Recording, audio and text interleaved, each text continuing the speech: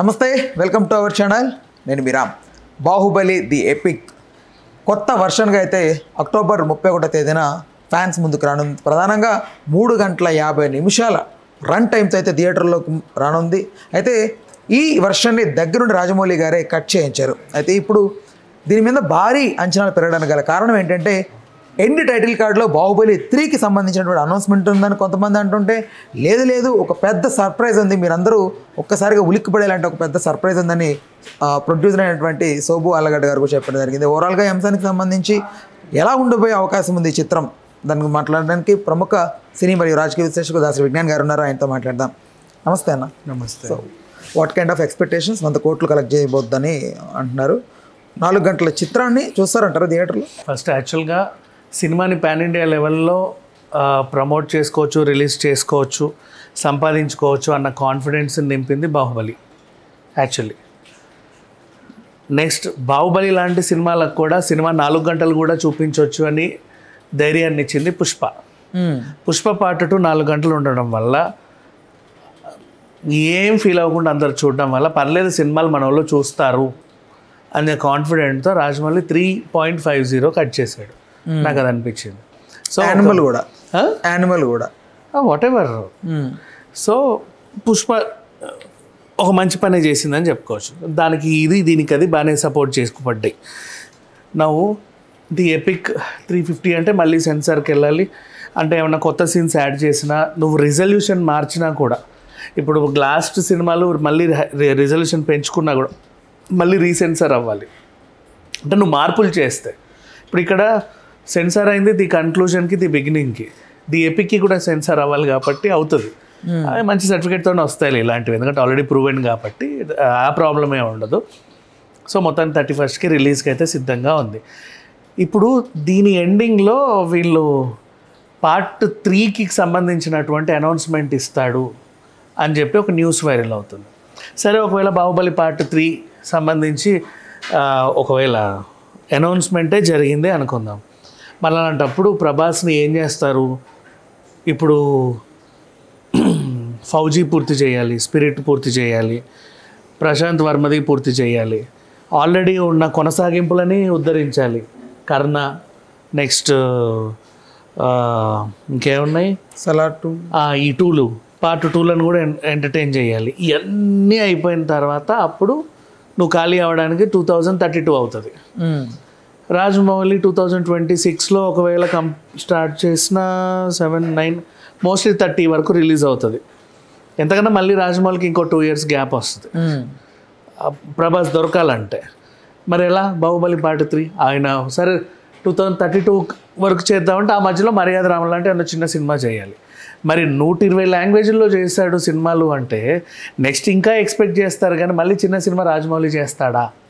మరి ఆ 2 ఏళ్ళని ఎలా భర్తీ చేస్తాడు? లేదా ఈలోపు గబగబా ఈ చిన్న సినిమాలన్నీ అంటే ఈ మామూలు సినిమాలన్నీ ముగించేసుకొని ప్రభాస్ కొంచెం 2 ఏళ్ళు వెనక్కి వస్తాడా అనే క్వశ్చన్ మార్క్లో అందరూ గజిబిజి గందరగోళం అవుతున్నారు. బట్ పార్ట్ 3 ఉంటే హీరో ప్రభాసే ఉండాలని లేదు కదా, లేడీస్ ఓరియంటెడ్ సినిమా కూడా ఉండొచ్చుగా.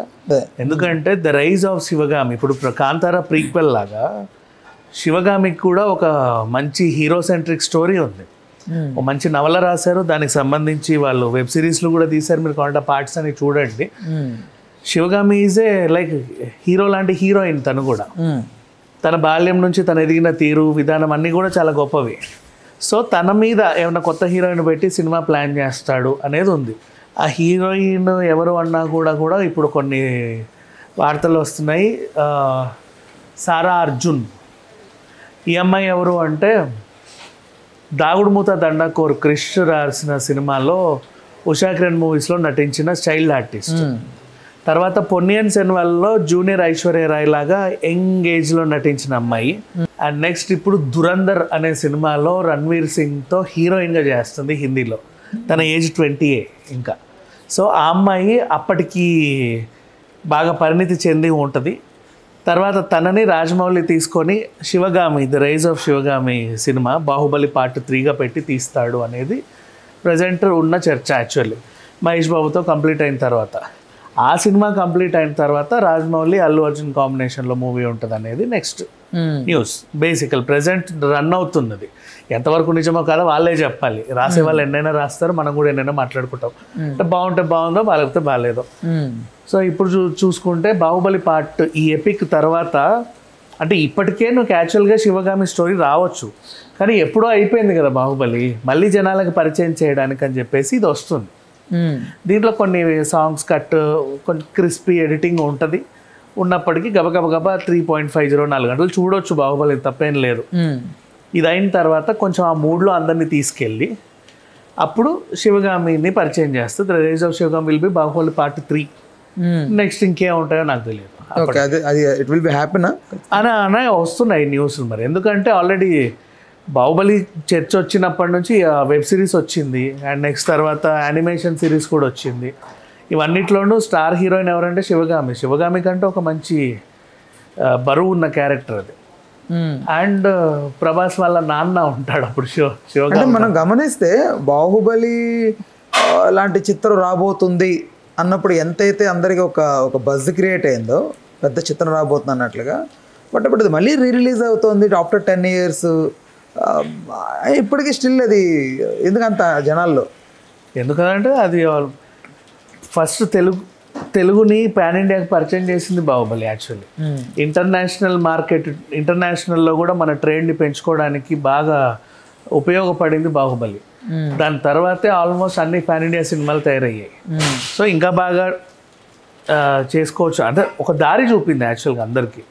సో దాని మీద ఎప్పటికో గౌరవం ఉంటుంది. అంత పుష్ప రాకముందు నాన్ బాహుబలి రికార్డ్స్ అనేవాళ్ళు కదా, అట్లా దాని మీద ఒక రెస్పెక్ట్ అయితే ఎప్పటికీ ఉంది. ఆ పార్ట్ 3 ఇట్లా ఉంటుంది. సారా అర్జున, నా పేరు సరిగానే పలకనో నాకు తెలియదు, ఆ అమ్మాయి పెట్టి తీస్తారని ఒక న్యూస్. కలెక్షన్స్ పరంగా ఎలా ఉంటుంది?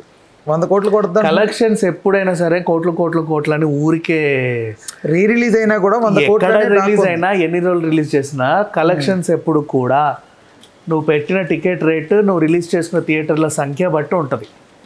మనిద్దరం కలిసి ఒక సినిమా తీసినా సరే కంట్రీ వైజ్గా మొదటి రోజు నువ్వు 5 లక్షల స్క్రీన్లు వేసావనుకో ఎంతో కొంత కలెక్షన్లు వస్తాయి. అది కలెక్షన్ని బేస్ చేసుకొని సినిమా గురించి మాట్లాడదు. సినిమాలో కంటెంట్ ఉంటే అది కాంతారలాగా ఎట్లాగే వెళ్ళిపోతుంది. కలెక్షన్స్ వేరు, సినిమా వేరు. ఇప్పుడు అంతెందుకు ఓజీకి ఫస్ట్ డే కలెక్షన్స్ వచ్చాయి, అలా నీ సినిమా ఏమైనా కంటిన్యూ చేయగలిగిందా? అట్లా.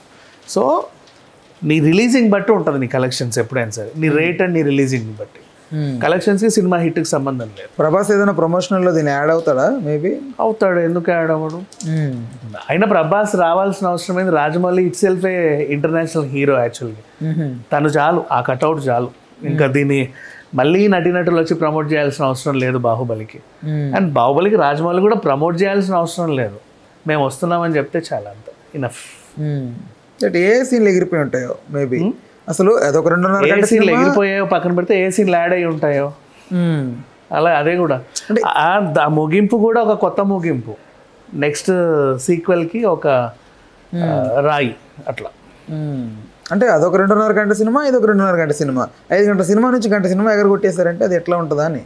కనెక్షన్స్ ఎక్కడ మిస్ అవుతాయా? ఎమోషన్స్ మిస్ అవుతాయా? పాటలు తీసేస్తే అయిపోతుంది కదా, నీకు పాటలన్నీ తీసేస్తే అరగంట అయిపోద్ది. ఎమోషన్స్ అన్ని మిస్ అవుతాయేమో. పాటలు తీస్తే ఎమోషన్స్ ఎందుకు మిస్ అవుతాయి? బాహుబలి పాటలే ఎమోషన్స్ అసలు. కరెక్టేమా. ఇప్పుడు ఫర్ ఎగ్జాంపుల్ అక్కడ నుంచి బయలుదేరి నువ్వు అనుష్కని తీసుకొని వచ్చావు, మధ్యలో హంసనామ సాంగ్ పెట్టావు, ఆ సాంగ్ నువ్వు కట్ చేసినా నీకు ఎమోషన్ ఏం మిస్ అవ్వదే కదా. అట్లాంటివి పచ్చబొట్టేసినా నువ్వు కట్ చేసినా నీకు ఎమోషన్ ఏం మిస్ అవ్వదు, మిస్ అవ్వదు. దేస్ ఆర్ సపరేట్ సాంగ్స్ కదా. ఇప్పుడు అదేంటిది దండాలయ్య నువ్వు కట్ చేయలేవు, ఎందుకంటే అది సీన్స్తో పాటు వచ్చే సాంగ్. అండ్ అమ్మ ప్రేమతో ఉన్న పాటనైనా సరే కొన్ని చెప్తున్నా, అంటే సపరేట్ సాంగ్స్ని యూ కెన్ ట్రిమ్, ప్రాబ్లం ఏం లేదు. కొరుక్కుపో వీర వీర సాంగ్ కూడా తీయొచ్చు కదా. మరి అదే ఉన్నా లేకున్నా ఇప్పుడు నువ్వు కట్ చేయాలి అనుకుంటే యూ హ్యావ్ ఆప్షన్, నువ్వు చెయ్యొచ్చు. ఓకేనా, thanks for the time, thanks for information. Hello, Telugu రాజ్యం ఛానల్ చూస్తున్నారా? సామాజిక రాజకీయ జీవన చిత్రణే తెలుగు రాజ్యం. అతిశయోక్తులు అసత్యాలు ఉండవు. రాజకీయ కోణం కాదు, ప్రజా కోణమే కొలబద్ద. తెలుగు రాజ్యం వీక్షణ మీ ఉత్తమ అభిరుచికి నిదర్శనం.